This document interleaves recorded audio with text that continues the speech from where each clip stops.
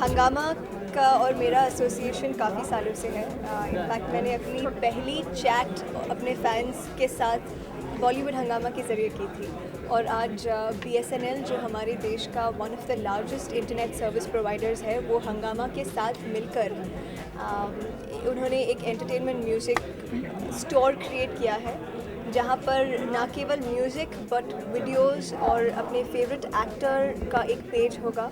आज मैंने अपना पेज BSNL के ज़रिए लॉन्च किया। मैं मेरे फैंस को मेरे बारे में, मेरी लेटेस्ट फिल्मों के, गानों के DVDs, गानों के जो वीडियोस है वो डाउनलोड करने का मौका मिलेगा। और अगर किसी भी फिल्म में मेरा कोई भी डायलॉग, मेरा कोई भी सीन मेरे फैंस को पसंद आया है, तो इसको भी वो लोग BSNL के ज़रिए डाउनलोड कर सकते हैं। डेफिनेटली आई थिंक आज एक्टर्स को एक एक्स्ट्रा लीवरेज मिला है, एक मौका मिला है इंटरनेट के ज़रिए कि जो अपनी सोच है, जो अपने राय है, विचार है, उसे ऑडियंसेस के ज़रिए डायरेक्ट पहुंचाए। मीडिया के ज़रिए काफ़ी हद तक हम पहुंचाते रहते हैं, बट एक डायरेक्ट कनेक्शन जो होता है, आई थिंक उसे फैंस कुछ खास तरह से एसोसिएट करते हैं। लेकिन जी, मैं भी अपना वेबसाइट खोलने वाली हूँ बहुत जल्द, और आई थिंक हर आर्टिस्ट के लिए आजकल I think if you're not on the net, it's like you're not alive in this world. You don't have an identity.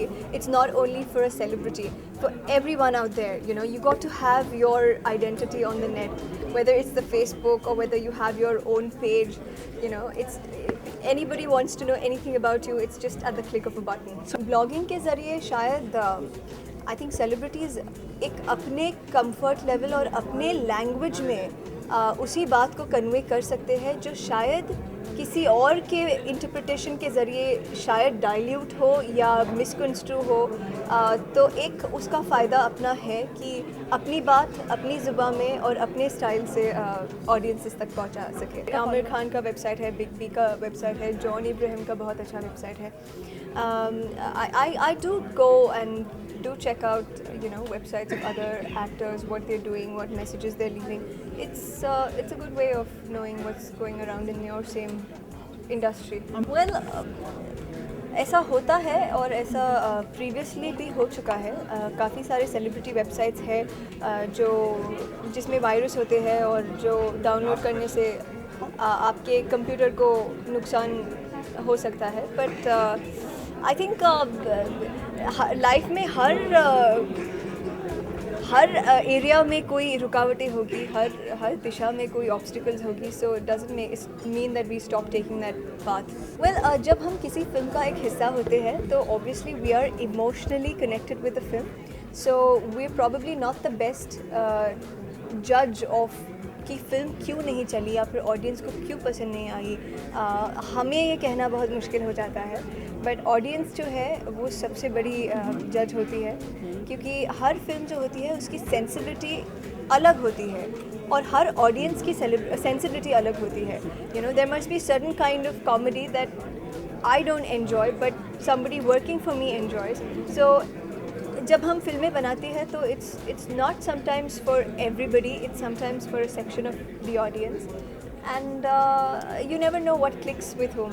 मुझे खुशी हुई कि शॉर्टकट में जो मेरा कैरेक्टर था, जो लुक था कैरेक्टर का, वो काफ़ी सारे फैंस को पसंद आया है और मुझे काफ़ी SMS मिले right from the first promos. It was good. मैं मानती हूँ on a personal level, I don't know whether other people agree with me, but as an individual it's my personal opinion कि जब इंडस्ट्री इतनी मेहनत करती है तो हमें हक है कि वो फ्राइडे, सैटरडे और संडे हमें मिले बिना किसी रिव्यू के, बिना किसी कमेंट के, और मंडे के बाद चाहे जो भी कोई फिल्म के बारे में, एक्टर्स की परफॉर्मेंस के बारे में कुछ भी कहना चाहे, म्यूज़िक के बारे में, it's totally their prerogative, but वो हक से हमें मिलना चाहिए, because I think there so much of money riding, there so money hopes, so money dreams riding, and सिर्फ इसी इंडस्ट्री के साथ ऐसा होता है कि हमें जज किया जाता है कि हमारे काम को देखना चाहिए या नहीं।